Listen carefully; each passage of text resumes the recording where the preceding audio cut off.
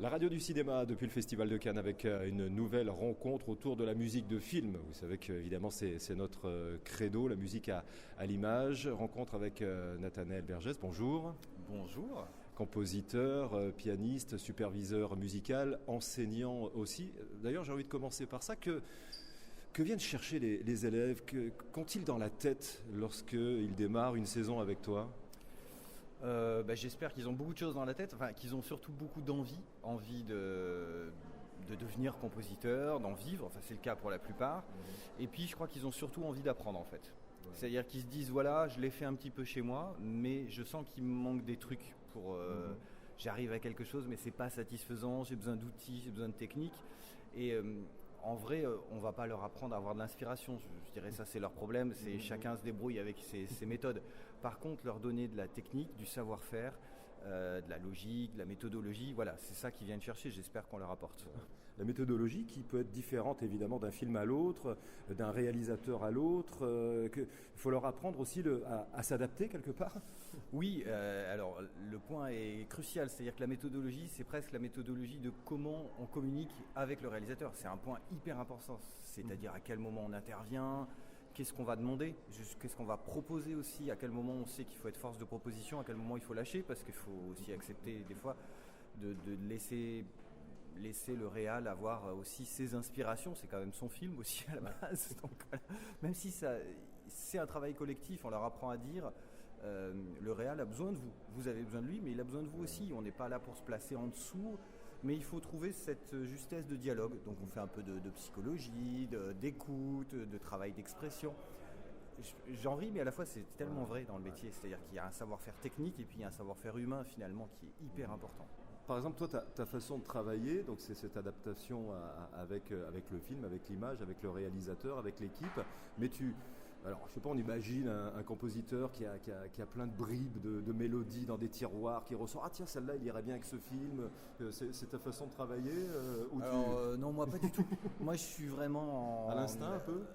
Non, je dirais en prêt-à-porter, c'est-à-dire pas de sur-mesure. Enfin, non, que du sur-mesure. Je veux dire pas en prêt-à-porter. Ouais. C'est-à-dire vraiment un truc où on va prendre le temps de la réflexion avant la composition. On passe beaucoup de temps en amont, beaucoup de temps à décortiquer l'image, à décortiquer avec le réal qu'est-ce qu'il veut nous raconter en fait à cet endroit-là. Et se dire, voilà, il veut raconter ça, il y a telle émotion, on veut que le public soit dans cet esprit-là. Est-ce que la musique va apporter quelque chose ? Oui, non. Et puis si oui, par quel outil ? Moi, je suis très... comme ça, dans un travail, je dirais finalement peu instinctif, mais beaucoup de réflexion en amont. Puis au moment où ça sort, finalement, on a tellement mûri le truc que je dirais que c'est plus facile. Enfin, on essaye de se faciliter le travail. Après, ça engage que moi comme méthodologie. Quand tu vois un film, tu as cette déformation professionnelle d'être un peu omnibulé par la musique ou pas ? Carrément. Mais je pense que je suis pas le seul dans ce cas-là. Non, en fait, quand j'y pense pas, c'est que c'est en général super bien fait. Enfin, c'est mon critère. Après, quand ça peut vite, effectivement, à un moment, tu te dis « Ah non, pourquoi il a fait ça ? Oh, c'est trop dommage. Oh, j'aurais pas fait ça. » Et là, quand c'est là, on a perdu le fil de l'émotion et du film. On n'est plus dans le film, quoi. Tu es plus Alexandre Desplat que Ennio Morricone, alors ? Sans aucun doute. Ouais. Sans aucun doute. Non, en plus, j'aime beaucoup la démarche de Desplat. On a eu la chance d'échanger une fois et c'est un gars super. Et c'est vrai que lui, c'est marrant que tu dises ça parce que lui, il est très technique aussi dans son approche musicale et puis il aime beaucoup travailler avec des petits ensembles, cordes, etc. Et c'est vraiment un truc, enfin moi, dans lequel je me retrouve à 600%. Ouais. Ton actualité, pourquoi es-tu à Cannes cette année ? Eh bien, pour te voir, c'est ce qui me fait le plus plaisir. Non, alors je suis pas là que pour vous. Attention, j'adore. Non, je suis là parce que j'ai un film, donc un long métrage qui s'appelle M. C'est un film de Verdan Tozizia, qui est macédonien, donc c'est une coprode Pologne, Macédoine, France, je dois en oublier un ou deux autres pays de l'Est, ils me pardonneront j'espère. Donc ce film M, il a été fini il y a quelques mois maintenant. Là il est en projection donc au marché du film uniquement, il a été en projection pareil au marché à Berlin il y a quelques mois en arrière. Voilà, l'idée c'est qu'il y a eu un acquéreur international au niveau des droits du film. Je pense qu'ils cherchent d'autres partenaires avant de programmer les sorties et puis les envois en festival. Ouais. On parlait de l'avenir du cinéma.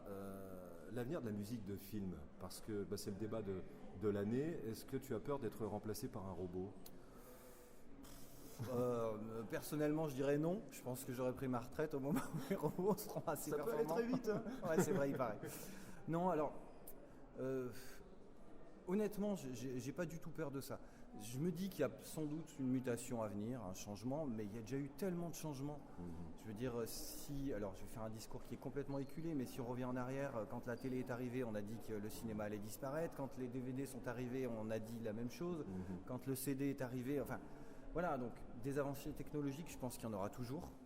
Sans doute, des choses vont muter, c'est-à-dire qu'il y a peut-être des musiques, je vais dire, un film institutionnel de 3 minutes, dans un format très cadré, avec finalement on se rend compte qu'on fait quasiment tout le temps les mêmes musiques là-dessus. Bon, peut-être qu'on les fera plus effectivement, parce qu'il n'y aura plus d'intérêt économique à le faire pour personne. Mais je ne crois pas que sur une œuvre de fiction, il y aura sans doute des expérimentations. Puis il y a des gens qui faire un allié alors à ce moment-là. Oui, sans doute. Enfin, je suis très. Voilà, ça va se faire. Bon, je n'ai pas très envie de travailler avec. Les scénaristes sont terrorisés, par exemple. Ah oui. Oui. Donc, ils ont peu de foi en leurs moyens. Moi, j'ai assez confiance dans le travail qu'on fait. Si on regarde en arrière et qu'on réfléchit par exemple à l'arrivée de tous les sons virtuels, des instruments virtuels qu'on peut utiliser pour remplacer les vrais instrumentistes, au final, on voit bien qu'aujourd'hui, dès qu'il y a un peu de moyens, tout le monde va enregistrer en studio sa musique. Donc je reste quand même assez mesuré, on va dire. Parmi les sujets d'actualité, il y a tout simplement l'avenir du cinéma aussi, le cinéma en salle, j'entends. Évidemment, on parle beaucoup de l'image, l'action, le fait d'aller au cinéma, d'en prendre plein la vue. C'est valable pour la musique aussi. Par exemple, tu as vu pour la première fois le film dont tu as composé la musique en salle. Oui. Tu as vu la dimension que ça prenait ailleurs sur un petit écran. Ça c'est évident, mais voilà, que ce soit pour l'image, le son, la musique, c'est évident que la sensation n'est pas la même en salle que chez soi. On a beau avoir un super système son à la maison, c'est pas pareil.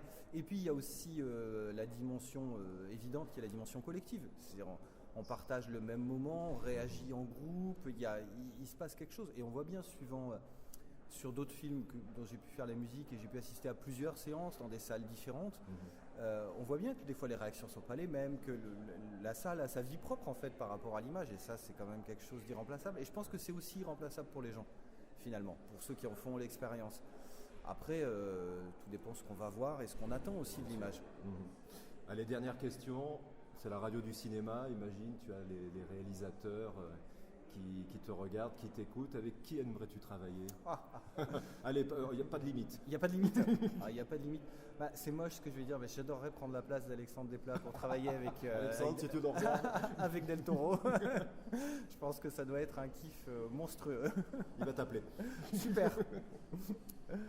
Merci beaucoup.